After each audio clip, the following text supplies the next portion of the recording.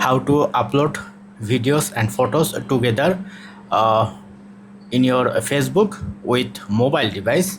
So if I open my Facebook, then if I select the photo option, then this is the video you can see, and if I press on image, then you can see cannot add video or photos. So how to fix it? To fix it, you have to open your Chrome browser. Open a Chrome browser.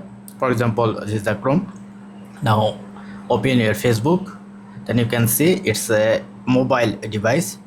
Then you just need to log into your Facebook and press on this three dotted line, and you can see request a desktop site. Press on request a desktop, then it will be reload again. Now if you press on photos, go to photos library, then select video and photos. Then if I press on add, then you can see it's loading.